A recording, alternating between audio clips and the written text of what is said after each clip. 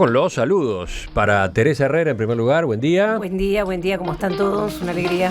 Del lado ese de la Plaza Independencia, a su lado, al lado de Teresa, Rafael Porcescansi. ¿Cómo te va? Buenos días, Emiliano. Y de este otro lado, mirando a la plaza, Daniel Superviel. ¿Qué tal? Buenos días para todos. Y Miguel Fernández Galeano. Buenos días, un gusto estar en esta mesa. Ya hablaremos de temas del exterior, pero empezamos acá mismo en Uruguay.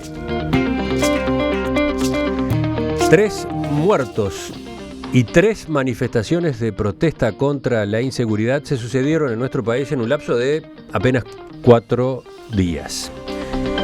El viernes de madrugada, un joven de 19 años fue asesinado en una trifulca entre barras de Peñarol y Nacional en Villa García.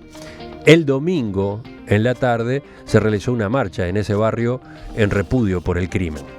Ese domingo de noche, un hombre de 31 años fue ultimado por 2 delincuentes que le robaron su moto en Punta Carretas.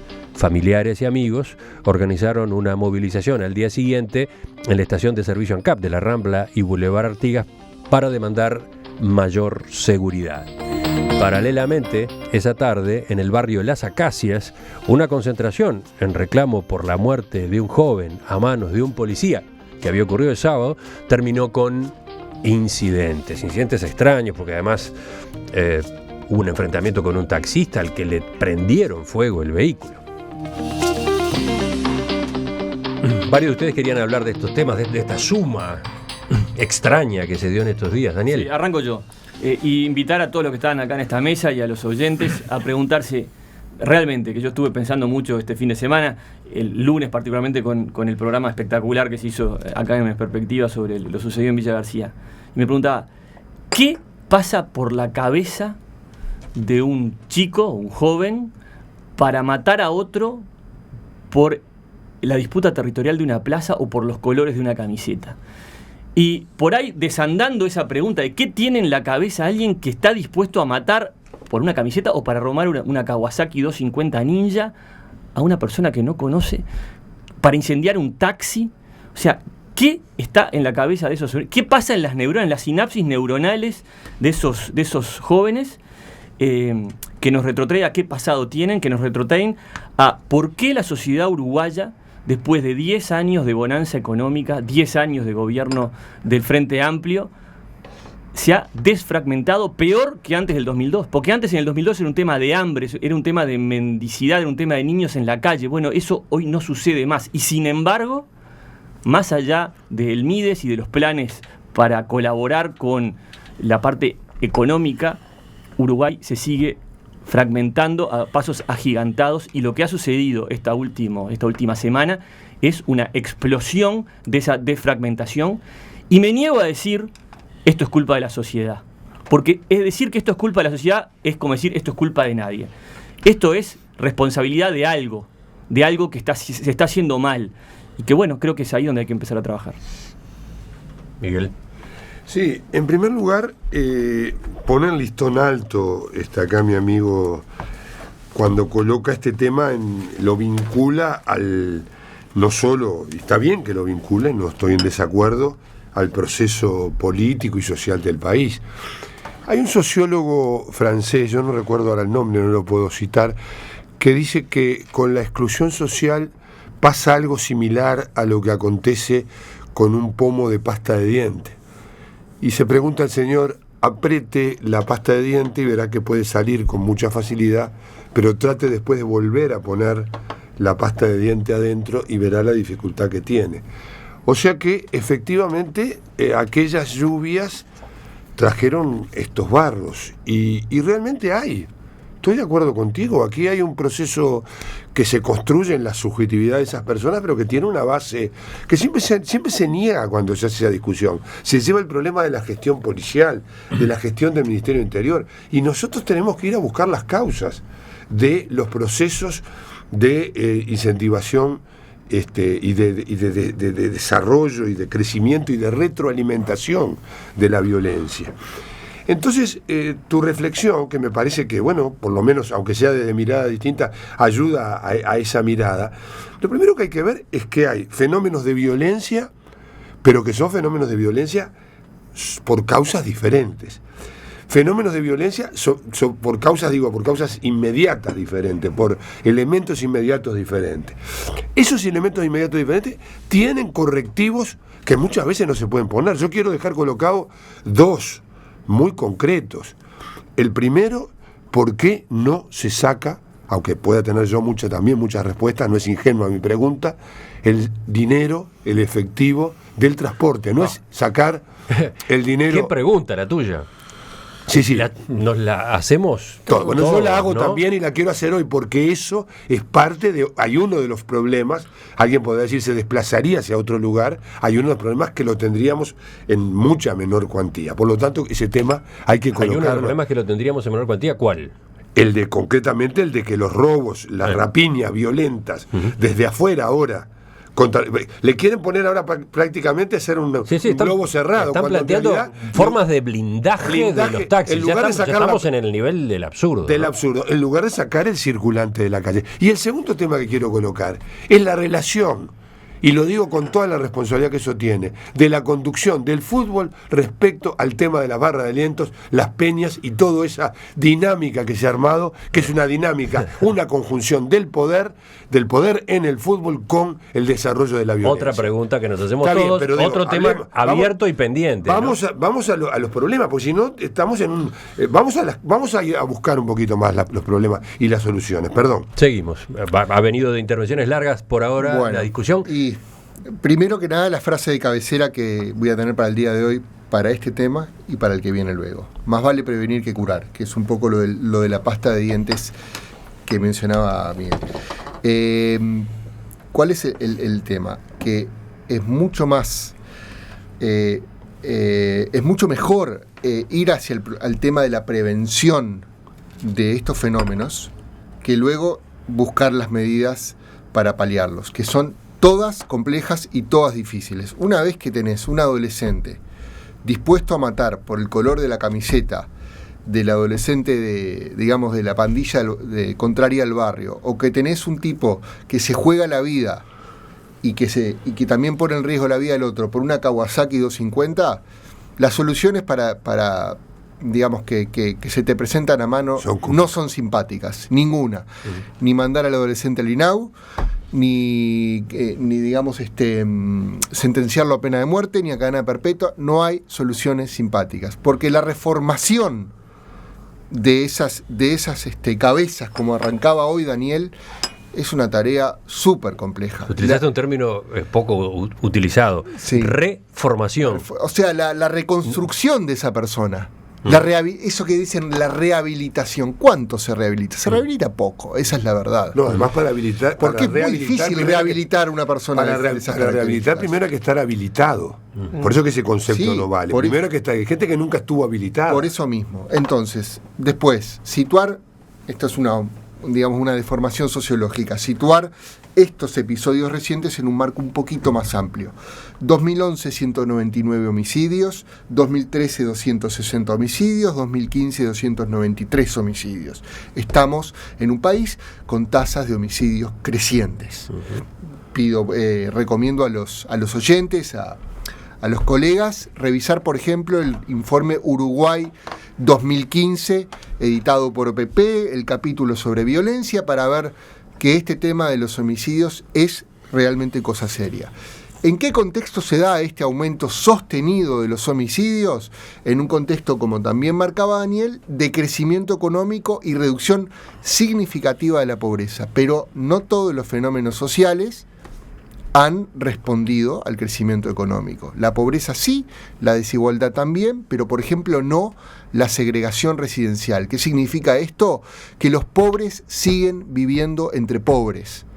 Y eso tiene un impacto considerable en la calidad de vida no solo de esos pobres, sino a la larga de todos los uruguayos. Y una cosa más, la educación. Además de que están segregados, los pobres están mal educados, ¿no? En el sentido de que reciben una pésima educación secundaria, de la que esta administración frente amplista y las pasadas administraciones frente amplistas no se han hecho cargo adecuadamente. Pasó el sociólogo 1, viene el enfoque sociológico 2, a cargo de Teresa. De acuerdo con muchas de las cosas que se han dicho acá, con casi todas, cada uno desde su enfoque, sobre todo desde la intervención del colega Rafael. A mí me parece que yo, igual que Rafael, hoy pensaba que para los temas que teníamos hoy también tenía una frase que era un leitmotiv y que no tenía que ver, digo, que suscribo la de él, pero lo que tenía como leitmotiv era el miedo.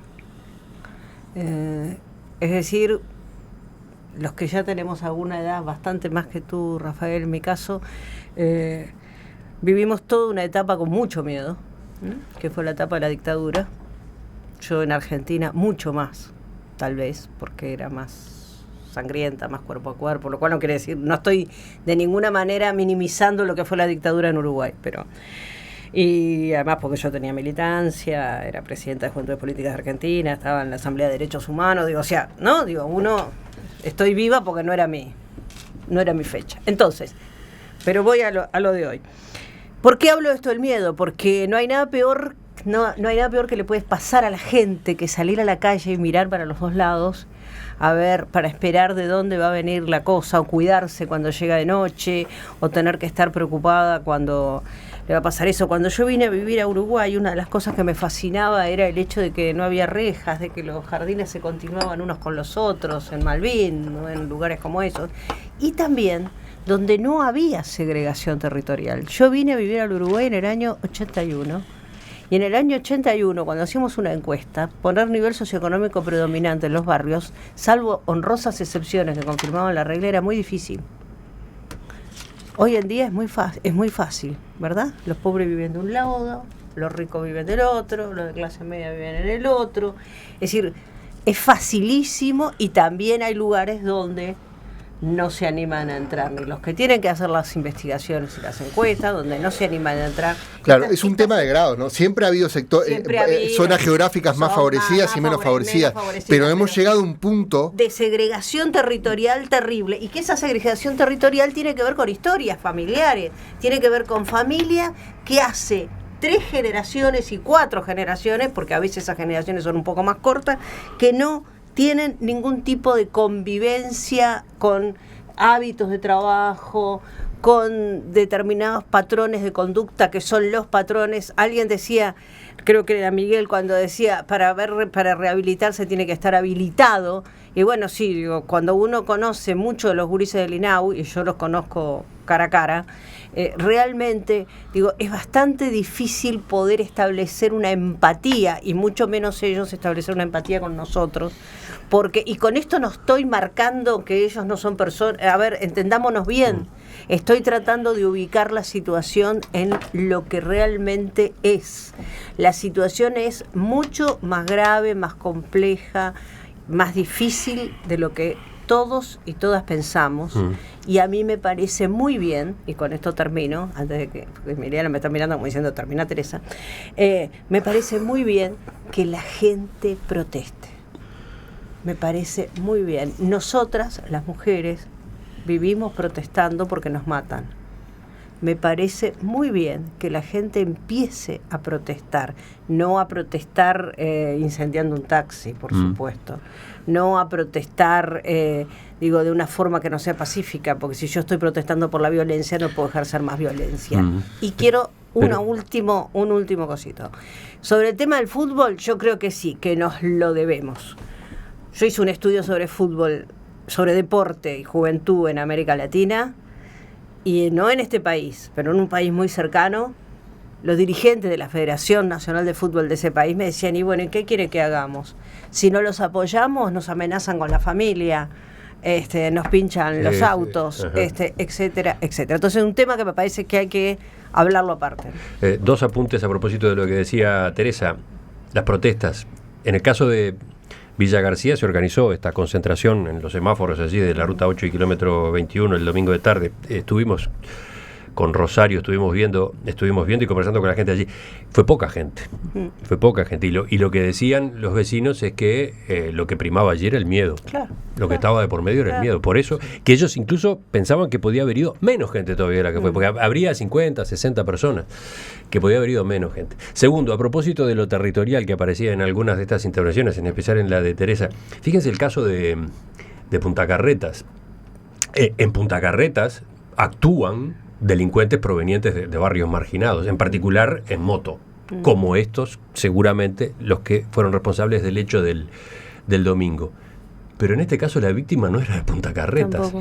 Cristian Carranza es un chofer de Conaprole soltero que vivía con su madre y su marido en Nuevo París. Tenía un grupo de amigos con los que salía en moto, con muchos de los cuales además jugaba al rugby en Juventud de Las Piedras. Sí, precisamente, yo voy a agarrar por ahí. Y bueno, estamos en un espacio democrático donde cada uno opina lo que quiere y se hace cargo.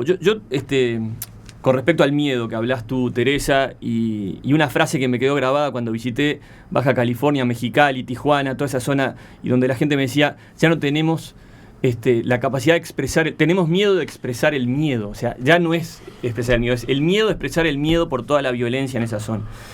Y en ese sentido, y un poco sabiendo esto que acabas de contar de este malogrado Cristian que iba ahí al lado de la estación ANCAP con sus amigos y sus motos, yo voy a tirar una idea que se puede hacer cargo la mesa de En Perspectiva. Y bueno, ya que este programa es un programa que le importa el servicio, el periodismo como un servicio, es ¿por qué no hacer una gran cadena humana que vaya, de Puente Carrasco hasta el Cerro, todo por la Rambla, que es el espacio más democrático de todos los uruguayos, que nos demos la mano de cada sector, que cada tertuliano se haga cargo de un sector y bueno, hacemos una marcha por la paz y contra el miedo, no para que se vaya Bonomi ni para que se quede Bonomi, sino simplemente para demostrarle a esta sociedad que no tiene miedo. ¿Por qué no hacer eso? ¿Por qué no involucrar a toda la sociedad, todas las organizaciones, las iglesias, el PIT-CNT, los partidos políticos, todos para los cuadros de fútbol que se ocupen de una cuadra, 2 cuadras, y hacer una gran cadena por la paz y por la seguridad? Porque esta sociedad no la quiere nadie, no la quiere nadie de ningún sector del partido, ningún partido político, ninguna religión, nada. Entonces, está buena esa iniciativa para pensarla,